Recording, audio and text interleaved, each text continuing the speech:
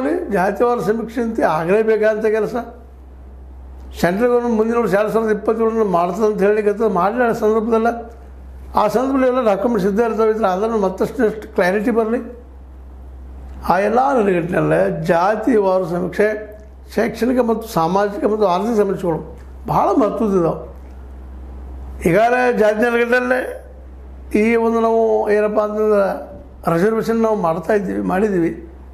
ಅದ್ರ ಜೊತೆ ಉದ್ಯೋಗ ಸೃಷ್ಟಿ ಮಾಡೋದಕ್ಕೂ ಏನೇನು ಮಾಡಲಿಕ್ಕೆ ಸಾಧ್ಯ ಅದನ್ನು ಸಹಿತ ನಾವು ವಿಚಾರ ಮಾಡಬೇಕಾಗಿದೆ. ಆ ಎಲ್ಲ ನೆಲೆಯಲ್ಲೇ ಈ ಜಾತಿವಾರು ಸಮೀಕ್ಷೆ ಇವತ್ತು ಭಾಳ ಮುಖ್ಯ ಅದ. ಇದನ್ನು ಪ್ರತಿಯೊಬ್ಬರು ತಿಳ್ಕೊಬೇಕಾಗಿದೆ. ದೇಶದ ಪ್ರಜೆಗಳು ಯಾರು ವಿರೋಧ ಮಾಡ್ತಾರ ಈ ಒಂದು ನಮ್ಮ ಸಮೀಕ್ಷೆಯನ್ನು ಅವರೆಲ್ಲ ತಿಳ್ಕೊಬೇಕು. ಇದು ವಿರೋಧ ಮಾಡೋದ್ರಿಂದ ಇಲ್ಲ. ಮತ್ತು ಈಗಾಗಲೇ ಹೇಳಿದ್ದೀನಿ ನಾನು ನಿಮಗೆ ಹಲವು ಸಲ ಚರ್ಚೆ ಮಾಡಿದ್ದೀವಿ. ಈ ಹಿಂದುಳಿದವರ ಅಂದರೆ OBC ಮತ್ತು ದಲಿತ ಮತ್ತು ನಮ್ಮ ಈ ಒಂದು ST ಅಂದರೆ ಆದಿವಾಸಿ ಸಮುದಾಯ ಮೈನಾರಿಟಿ ಕೂಡಿದ ಇಲ್ಲಿ ಮೆಜಾರಿಟಿ ಆಗ್ತಾರೆ. ಆ ಮೆಜಾರಿಟಿ ಆದಕ್ಕಿಂತ ಅವ್ರಿಗೆ ಗೊತ್ತಾದ್ರೆ ನಮ್ಮನ್ನು ಮೀರಿ ಹೋಗ್ತಾರೆ ಅನ್ನೋ ಭಯನೂ ಇರ್ಬೋದು. ಮೇಲ್ಜಾತಿಯ ಜನ್ಯ ಜಾತಿಗಳಲ್ಲೇ ಮೇಲ್ಜಾತಿ ಅಥವಾ ಮೇಲ್ವರ್ಣೀಯ ಜನ್ಯ ಜಾತಿಗಳಲ್ಲೇ ಅದಕ್ಕಿಂತ ತಡೀತಾ ಇದ್ದಾರೆ ಅಂತ ಒಂದಿಷ್ಟು ಆರೋಪ ಮಾಡ್ತಾ ಇದ್ದಾರೆ. SC ST ಅಥವಾ ದಲಿತ ಸಮುದಾಯದವರು ಅದು OBC ಅವರು ಅದು ಅದರಲ್ಲಿ ಸತ್ಯದಂತ ಅನಿಸ್ತದೆ. ಅದೇನೋ ಆಗಲಿ ಈ ಜಾತಿಯವರ ಸಮೀಕ್ಷೆ ಅಂತ ವಿದಿನ್ ಒಂದೇನು ಆರಂಭದಲ್ಲಿ ಮಾಡಿದರು ಸಿದ್ದರಾಮಯ್ಯನವರು ಕಡಿಮೆ ಅವಧಿ ಕೊಟ್ಟ ಅವ್ರಿಗೂ ಗೊತ್ತಿತ್ತದು.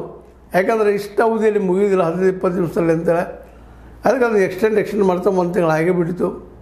31ಕ್ಕೆ ಮುಗಿಬೇಕಾಗಿತ್ತು. ಇವು ಏನಪ್ಪ ಅಂದ್ರೆ ಹಿಂದಿನ ತಿಂಗಳು ಈ ಸೆಪ್ಟೆಂಬರ್ದಲ್ಲೇ ಇದು ಅಕ್ಟೋಬರ್ ಬರ್ತಾ ಮುಗಿಲಿಕ್ಕೆ ಬಂತು. ಮತ್ತು ಅಕ್ಟೋಬರ್ 30 ತನಕ ಹೋಗ್ತಾ ಇದ್ದಾರೆ. ಇದರ ಅರ್ಥ ಇಷ್ಟ ಜಾತಿವಾರು ಸಮೀಕ್ಷೆ ಆಗೋ ಜೊತೆಗೆ ವಿದಿನ್ ಟೈಮ್ದಾಗ ಆಗೋದಿಲ್ಲ ಅಂತ ಸರ್ಕಾರಕ್ಕೂ ಗೊತ್ತಿತ್ತು. ಆ ಸರ್ಕಾರ ಇವತ್ತು ಮತ್ತೆ ವಿಸ್ತರಣೆ ಮಾಡೋದ ಅದು ಮಾಡೋ ಸಲುವಾಗಿ ಆದರೆ ಇದಕ್ಕೆ ಶಿಕ್ಷಕ ವೃಂದ ಆಗಿರ್ಬೋದು ಮತ್ತರಾಗಿರ್ಬೋದು ಎಲ್ಲ ವಿರೋಧ ಮಾಡ್ತಾ ಇದ್ದಾರೆ. ಅಷ್ಟೇ ಸಹಿತ ಅದರ ಪೂರ್ವ ಮಾಡೋದ್ರಲ್ಲಿ ಮನಸ್ಸುಟ್ಟು ಕೆಲಸ ಮಾಡ್ತಾಯಿಲ್ಲ ಅನ್ನೋದು ಸಹಿತ ಇದರಿಂದ ಸ್ಪಷ್ಟ ಆಗಲಿಕ್ಕತ್ತದ. ಏನೂ ಆಗಲಿ ಹೇಗೋ ಆಗಲಿ ಏನಪ್ಪ ಅಂತ ಅದರಲ್ಲೂ ಮುಖ್ಯವಾಗಿ ಬೆಂಗಳೂರಿನ ಸಿಟಿಯಲ್ಲಿ